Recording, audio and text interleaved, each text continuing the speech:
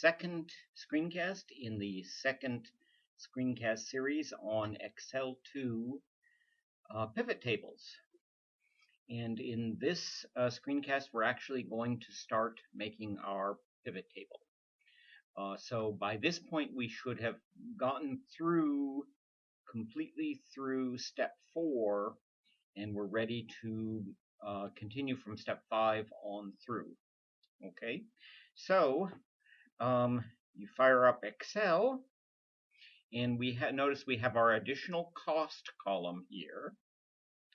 And flipping back to the instructions, what we want to do is create a new worksheet in the workbook and call it pivot. Okay, so if we go back to the workbook itself, the way to create a new worksheet is very easy. Just this plus sign down in the bottom left of the page is just click on that and it will create a new sheet. And then if we double click on the name sheet 1, it allows us to change that to pivot. Okay, because that's where we want to put the pivot table.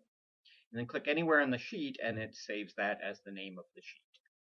Now what we want to do is look at the next instruction. So we've done that, and we want to put the cursor in cell A1 and tell it to insert the pivot table.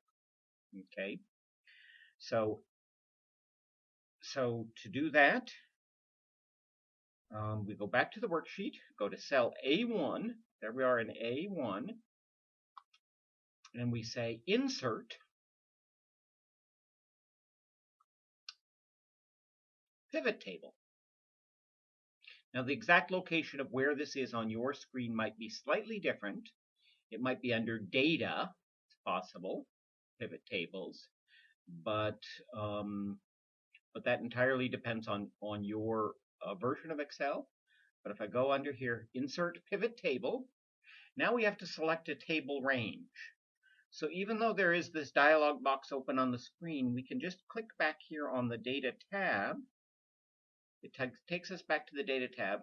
We can go all the way to cell A1. And notice as we type over here on the screen, this area of the dialog box is filled out. And if you want to move it out of the way, you can. You can move it up over there. But here we are in cell A1 of the data range. We want to go from there. We want to press the Control-Shift down arrow. That'll take us down to 23,000 rows. And then the not letting go. If you let go, then I think you can just hold them again, click them again, and then go to the right.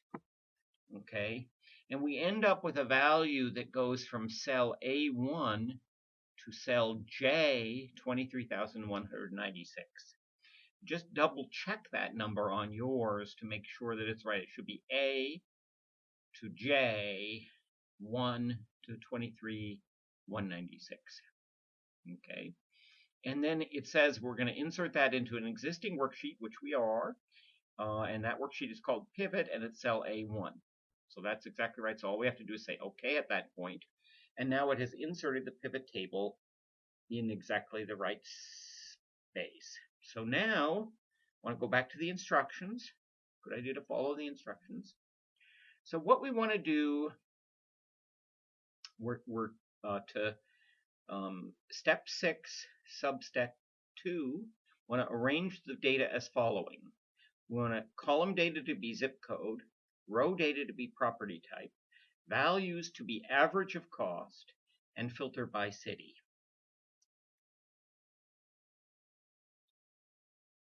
So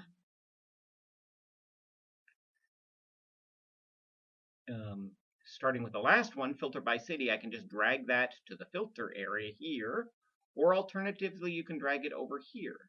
So either of those are equivalent. I find it easier to use this set of boxes here.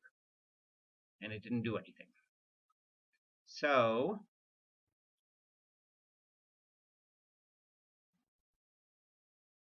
there, that did it. And then we want to do cost into values. But notice it does sum of cost, and that's not going to work for us. Remember we said we wanted average of cost. Let me just double check that. It said average of cost in values, and we want, currently it says sum of cost. So you want to click this. It's a little clunky, I admit, right now, but click this down arrow, go to value field settings, and change it from sum to average. And say, okay, this is a very important step because otherwise we get something very different. Now we have $267.86 is the average for all my properties of cost per square foot. Okay. Perfect. Now what I want to do is do the property type into the rows.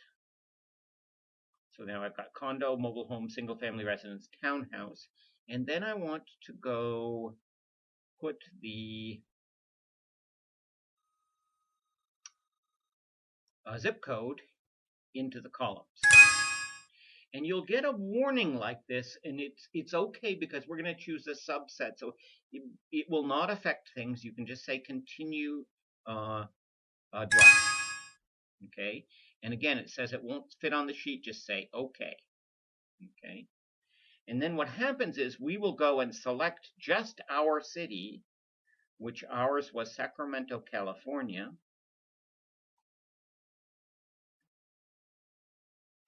And then that becomes a much more manageable number of zip codes. We had all of the zip codes in the whole country earlier. Okay, and we're mostly done creating the pivot table at this point, but and actually I'm mostly done with the project. But it's nice to in order to do the final data step, it would be handy to do a little formatting here. And by formatting, we don't need quite so many things calculated out quite so far in terms of decimal points. Since this is calculating average, it calculates it way out. Okay, so in order to get it just to display maybe to the nearest penny, if I hold the shift here, go down a couple, just so I just get the numbers. I don't need to round down the zip codes or anything. And then shift control right arrow, and actually have to do this a few times to get all of the data like that. So I get all of that number data, and then I can go and say I want to change that to number format. I could do currency, but then it puts a $sign in there. So I can say number format. It automatically will calculate it to the nearest penny. And then you can actually get rid of this little pivot table area here. You can always bring it back by clicking on the pivot table, give you a little bit more viewing room. And then the other thing that's kind of handy to do is to reduce the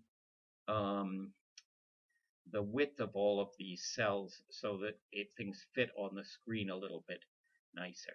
So the way I do that is I highlight all of the columns and then just double click between them, and it will resize them to fit the largest column that I have there.